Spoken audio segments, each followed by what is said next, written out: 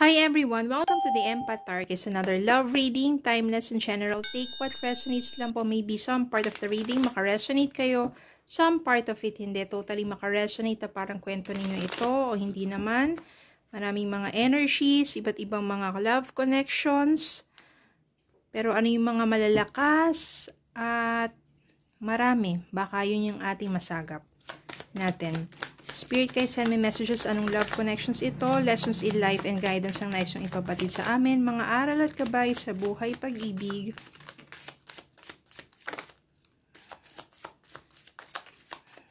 Okay.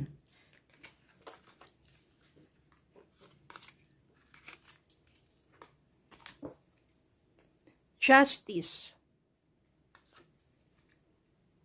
Queen of Pentacles. Ace of Swords. Five of Cups. Eight of Cups. Knight of Pentacles. The Lovers. Seven of Pentacles. I can sense here agad na merong matinding regrets yung person mo sa'yo. Bakit ko nasabi yun? Iniwan ka niya. Yung mga panahon na nag-struggle kayo, yung mga panahon na dapat magkasama kayo, hawak kamay kayong umaagapay sa mga problema ninyo together, pero iniwan ka ng person mo. Naging mahina siya, imbis na magtulungan kayo, hindi niya nakayanan, iniwan ka niya. Sa mga panahon na walang-wala kayo, imbis na magtulungan upang makaraos, ang nangyari dyan, iniwan ka ng person mo. Pinabayaan ka niya mag-isa na magdusa sa kahirapan. Ngayon, ang nangyari dito, nagsumikap ka ng husto. Sa pagsusumikap mo na yan, nagkaroon dito ng justice. Ibig sabihin, nagkaroon ng hustisya. Good karma. Sa lahat ng pagsusumikap mo na ikaw lang mag-isa, wala yung person mo, sabihin natin, you have hard works. Pakasipag ka, makakamtan mo ang hustisya sa buhay mo. Which is, kung ano yung pagsusumikap mo, eto, you will harvest your rewards. Lahat ng mga pinagpaguran mo, lahat ng pagpupunyagi mo, iyong makakamtan. Yung mga blessings na yun, yung mga biyaya na yun, you will harvest what you sow. You will reap the rewards of your hard works. Diba sa mga panahon na yun na walang-wala kayo, tapos iniwan ka ng person mo, ikaw na lang mag-isa, parang nagsumikap. Lalo na kung merong involved dito, kung merong kayong anak, diba? Sa kahirapan, iniwan ka. Nalugmok ka sa dusa, pero ang nangyari, hindi mo hinayaan yung sarili mo na lalong lumagapak. Nagsumikap ka, and you will reap your rewards. Kung ano yung pagsusumikap mo na yon, makakamtan mo na yung tagumpay. Pagdating sa, sabihin natin, financial matters, yung kasipagan mo, magdudulot sa iyo ng mas magandang mga ani. Darating isang person sa buhay mo na lalo pang tutulungan ka para lalong umangat sa buhay. Siya yung someone na mararamdaman mo responsable, masipag din siya, mapagpasensya, hindi yung mainitin ang ulo, hindi yung pagdating sa kahirapan ay iiwanan ka kasi etong taong to, ambitious din to and hard worker din to. Katulad mo. Kaya naman, etong taong to, mapapamahal sa iyo at mapapamahal din siya sa iyo and you will become lovers. Lalo ka pang uunlad. Magiging maunlad ka. Financial matters, hindi na magiging problema sa iyo ang pera kasi makakamtan mo ang abundance. Sa person mo naman, eto na, nagkakaroon siya ng, sabihin natin, clarity.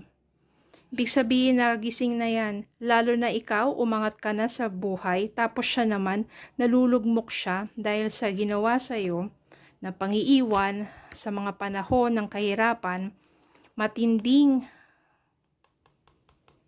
loss ang kanyang nararanasan ngayon. So, hindi na siya umangat sa buhay, lalo pa siya naghihirap dahil sa ginawa niya, karma talaga yun. Naging matindi yung kanyang pagsisisi sa ginawa niya sa iyong pag-iwan. Lalo na ngayon, di ba nakakaangat ka na sa buhay, maganda ng iyong financial status, stable ka na, siya naman ngayon naghihirap at doon niya mas nararanasan yung mas matindi pang dagok sa buhay niya, which is yung bad karma. No, parang kahit anong ginagawa niyang pagsusumikap, wala ring nangyayari. Kaya doon, nagkaroon siya ng pagsisisi. Nandun yung kanyang mga regrets, na kung pwede lang ibalik ang panahon, di ba? Pero hindi na talaga maibabalik yun. Pinili niyang iwanan ka eh. Ngayon, yung justice dito, para sa inyong dalawa. Justice para sa'yo, sa pagsusumikap mo, you reap your rewards, and justice, sabihin natin, nakamta mo yung hustisya kasi siya naman, nararamdaman niya yung matinding kawalan. Kawalan sa buhay niya, pagdating sa pananalapi, ganun na rin sa pag-ibig. Lalo na ngayon, masaya ka na sa bago mong person, na siya yung kasama mo ngayon, kung ano may nagiging struggle mo, sa sabihin natin, pananalapi, kung sa business man niya, nandiyan siya nakaagapay sa'yo, pareho kayong hardworking. Ngayon naman tong person mo na to, lalo na nababalitaan niya ang nangyayari sa'yo, na nagtatagumpay ka na, umaangat ka na sa buhay, nandito na yung matinding pagsisisi.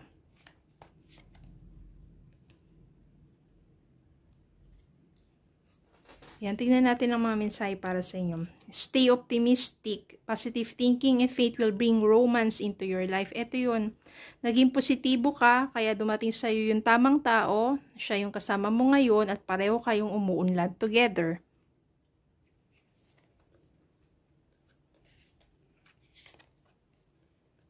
You are enough. The person you are meant to be with you, or to be with, will love you the way you are. You don't need to change.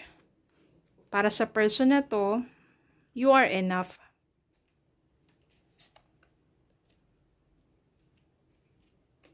Be present. You will attract love by enjoying your life as it is. Wherever you are, be all there. So, yun yung nangyari sa'yo sa mga panahon na ikaw lang mag-isa, nagsusumikap ka, you become more attractive, at yun na nga, na-attract mo nga si Knight of Pentacles at naging kayo. So, ganun lang, be optimistic lang. Kapag iniwan kayo ng person mo, ibig sabihin, maaring hindi siya yung karapat-dapat para sa'yo. Huwag kang manghinayang, siya ang manghihinayang sa'yo. Okay, so yun yung nangyari dito, matindi yung panghihinayang niya. Lalo na ngayon, mga tambuhay mo siya naman, nalulugmok.